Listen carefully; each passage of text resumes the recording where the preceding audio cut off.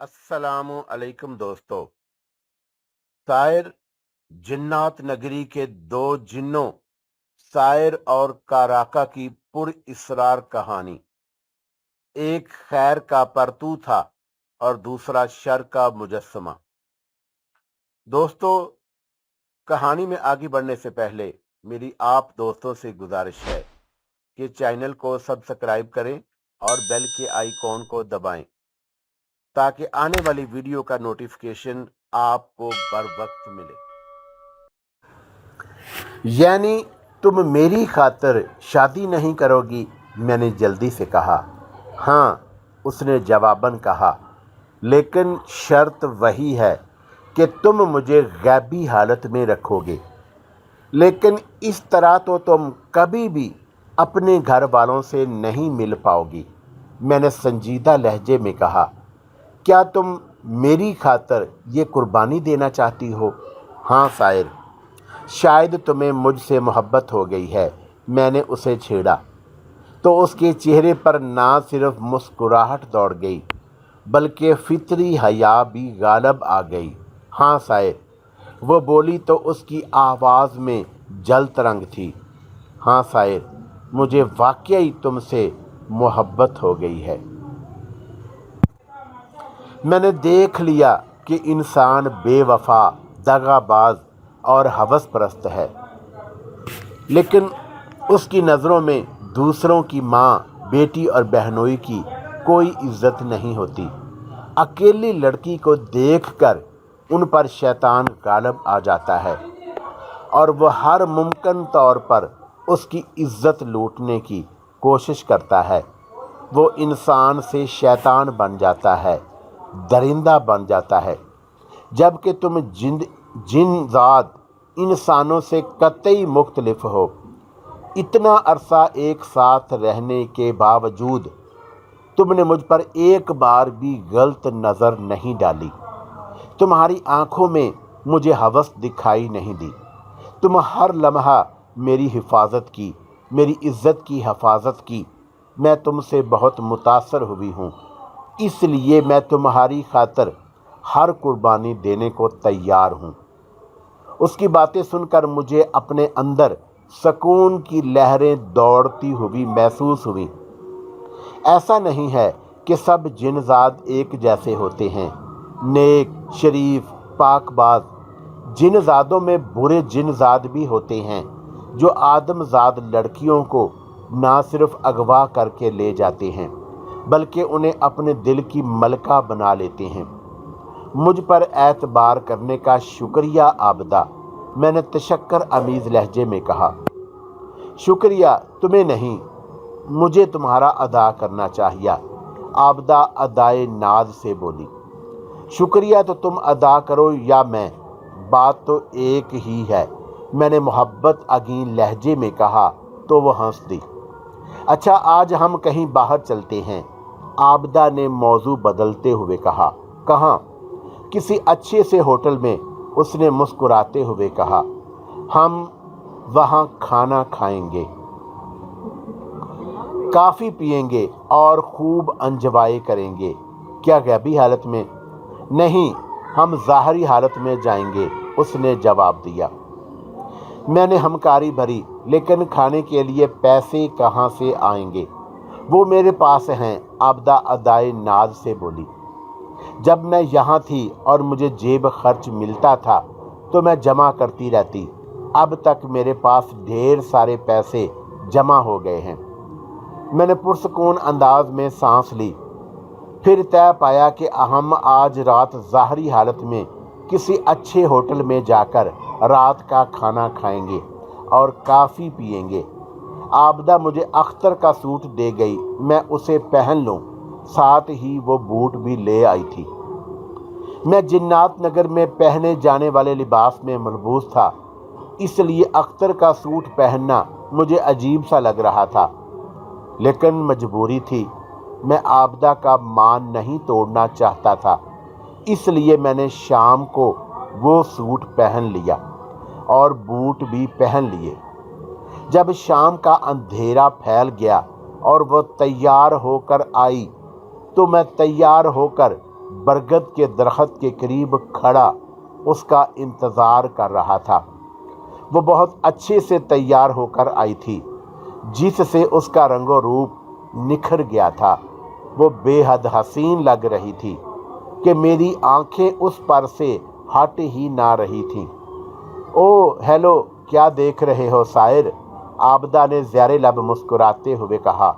मैं गड़बड़ा गया और खजालत भरे लहजे में बोला, कका कुछ नहीं। तो फिर चले? हाँ आओ चलें। हम दोनों घर से निकलकर पैदल चलते हुए मेन सड़क की तरफ बढ़ गए और पहले चौक तक हम गैबी हालत में थे, इसलिए हमें किसी ने भी नहीं देखा। आबदा के साथ जाना मुझे बेहद अच्छा लगा। मुझ पर सरशारी सी कैफियत थी। मैं खुद को हवाओं में उड़ता हुआ महसूस कर रहा था। हालांकि मैं हवाओं में उड़ता भी था, लेकिन उस लम्हे वो अलग कैफियत थी। मेरी ये कैफियत वो लोग ही जान सकते हैं जो ऐसी कैफियत से गुज़रते हैं।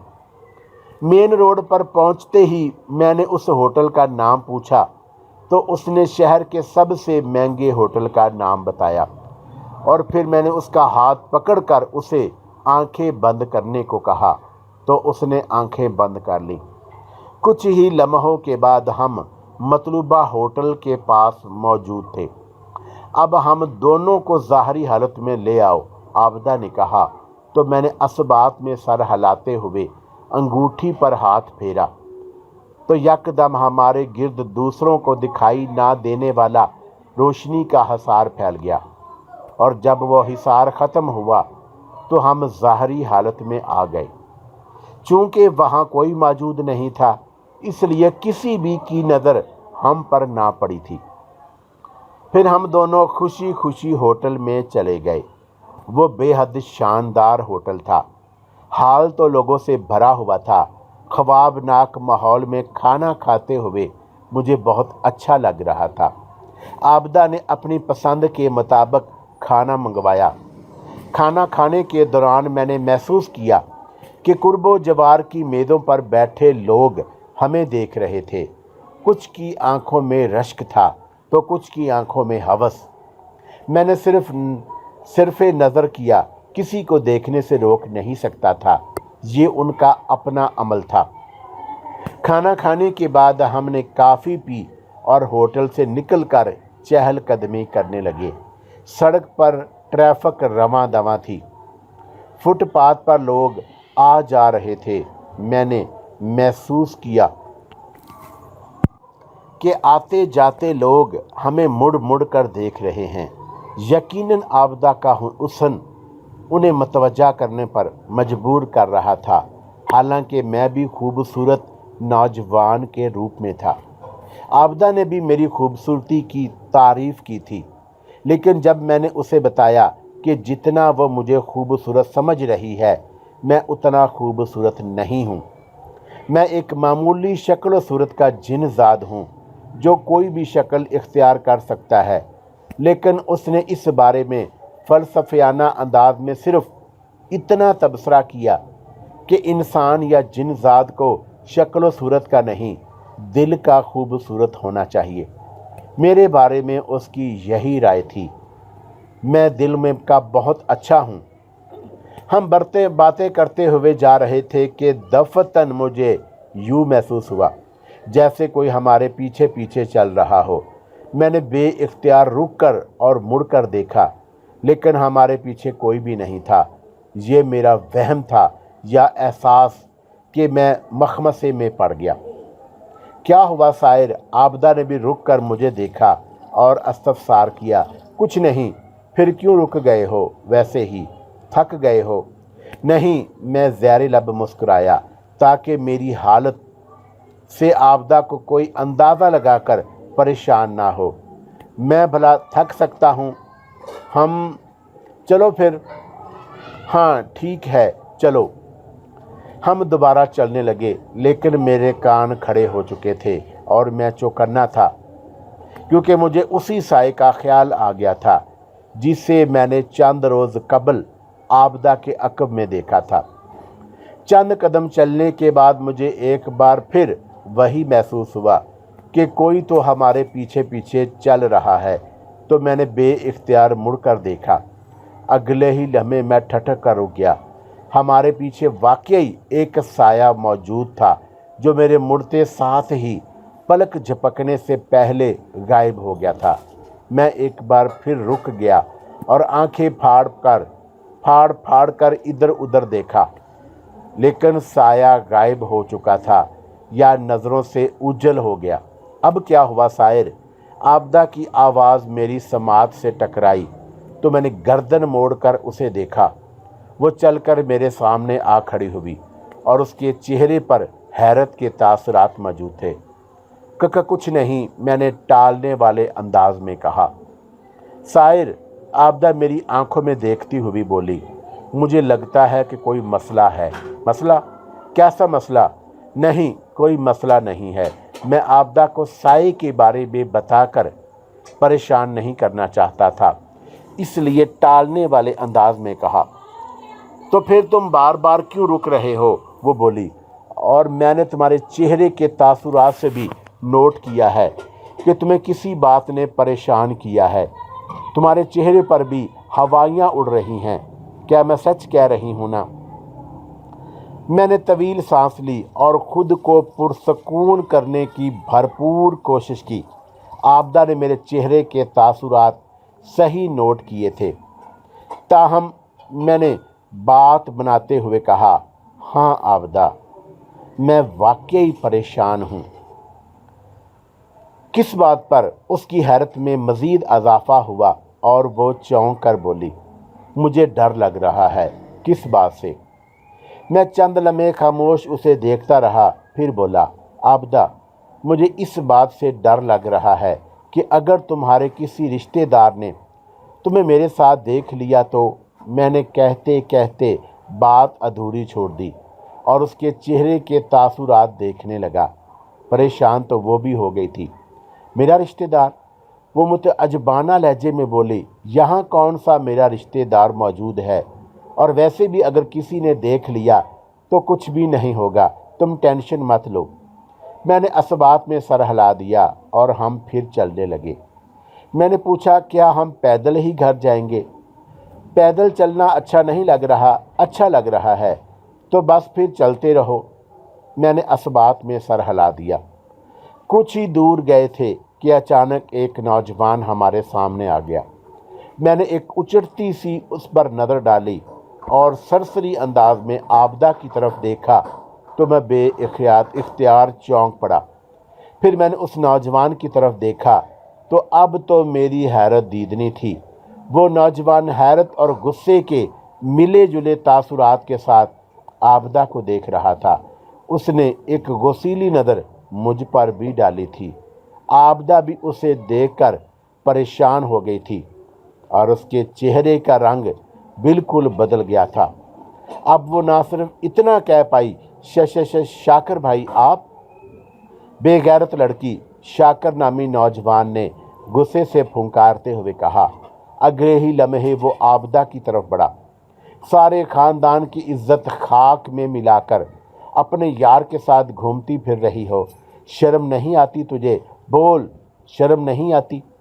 ये सुनकर ना सिर्फ मुझे गुस्सा आ गया बल्कि आबदा भी गुस्से में आ गई। शाकर, क्या बकवास कर रहे हो? होश में तो हो। ये बकवास नहीं, हकीकत है घटिया लड़की। तुम्हारी वजह से हमें पूरी दुनिया में सुबकी का सामना करना पड़ा है, शाकर ने तड़क कर कहा। साथ ही उसने आबदा की कलाई पकड़ ली। चल मेरे साथ, मैं तुम्हारे घर वालों को बताता हूँ ताकि वो तुझे सज़ा दे सके। आबदा ने उसकी गिरफ्त से कलाई छुड़ानी चाही, लेकिन शायद शाकर की गिरफ्त मजबूत थी। वो मिनमनाती हुई बोली, छोड़ो मेरी कलाई, प्लीज़ छोड़ो मेरी कलाई। नहीं छोड़ूंगा, तुम चलो मेरे साथ। शाकर ने इसके कहने के साथ ही उसे घसीटा। तभी आबदा ने मेरी तरफ देखा तो मैंने आगे बढ़कर शाकर की कलाई पकड़ ली। शाकर ने शर्रबार नज़रों से मुझे देखा। हमारे रास्ते से हट जाओ, वो तड़क कर बोला।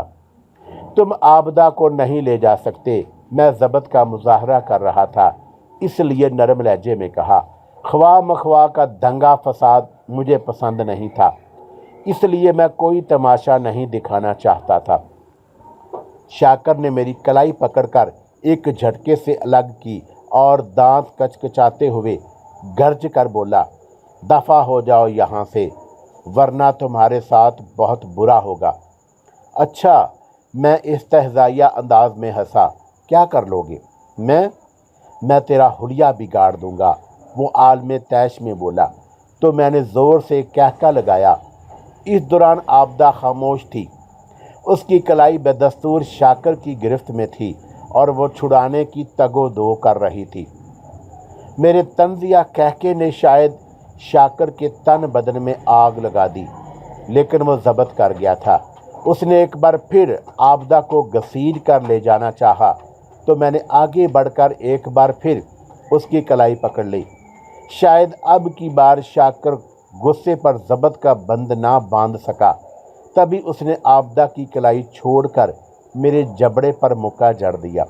साथ ही उसने मेरी कलाई पकड़कर शायद मेरा बाजू मरोड़ने की कोशिश की, और उसके मुक्के का मुझ पर कुछ असर ना हुआ। अलबत्ता मैंने एक झटके से उसके हाथ से अपनी कलाई आज़ाद करवाई। बहुत शौक़ है तुम्हें मुक्के मारने का, मैंने सर्द लहजे में कहा। शाकर, चले जाओ यहाँ से, आबदा भी अब की बार गुस्से से बोली। तुम्हें साथ लेकर जाऊँगा, वो भी गुस्से से बोला, चलो मेरे साथ। ये कहते हुए उसने एक बार फिर आबदा की कलाई पकड़ ली। अब की बार मुझसे बर्दाश्त ना हुआ, तो मैंने शाकर को गर्दन से पकड़कर फुटपाथ पर उछाल दिया। वो गैर मतवक्का तौर पर पुश्त के बल गिरा और उसके हलक से कर्बनाक चीख निकल गई। वो माहियो बेआब की मानद तड़पा। इससे पहले कि मैं दोबारा शाकर की तरफ बढ़ता, आबदा मेरे सामने आ गई। छोड़ दो इसे शायर, वो मल्तजबाना लहजे में बोली, प्लीज़ मेरी खातर। अगर आबदा मेरे सामने आकर मुझे मेरे इरादे से बाज ना रखती, तो मैंने यकीनन